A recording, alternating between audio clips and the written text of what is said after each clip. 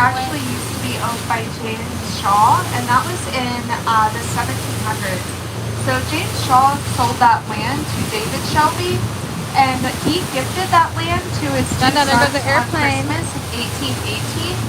So one of the sons, Dr. John Shelby, actually bought his brother's portion of the land on that same day for $2,500, and that's why it's named Shelby Park. He's a pretty prominent figure over in the East Nashville area where Shelby Park is. So if you do go over there, you'll see all kinds of places named after him, like Shelby Park, Shelby Road, Shelby Park Community Center, and so on.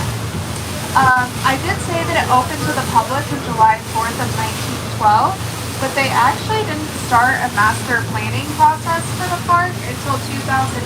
So I think that's a little crazy that it took almost 100 years for a master planning process.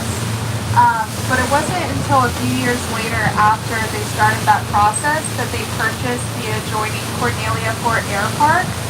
Cornelia Fort, if anyone's heard of her, she was also a pretty interesting woman. So that air park was named after her.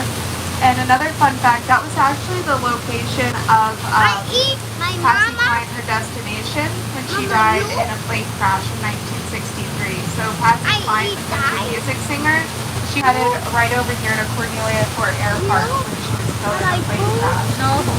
But Cornelia Fort, I mentioned as well. So Cornelia was actually the first woman in Tennessee to get her instructor's pilot's license. So she was the second woman to get her pilot's license and the first to get her instructor's license. She was only 19 when she did that. So she was born here in 1919. And very early on, she showed an interest in flying. So she got both of those by the time she was 19. And then she became known for two aviation-related events. So the first one, Cornelia was flying in Hawaii one day. She moved to Hawaii and she was training a student. And while she was flying with the student, she saw a plane coming towards them. So she took control of the plane and she did an emergency landing. But the date of that event was December 7th of 1941. And if you know that date, that was the attack on Pearl Harbor.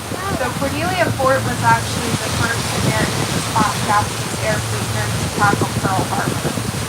The second event was actually only a year later, so she became the second member of the WASP in World War II, which was the British Air Force Service pilots. Flying in Texas one day when she was involved in a collision, and that was a fatal crash, so she became the first woman to die while in action. So Cornelia, when she died, she was 24. Already gotten her instructor's license, pilot's license, and been involved in both of those aviation-related events.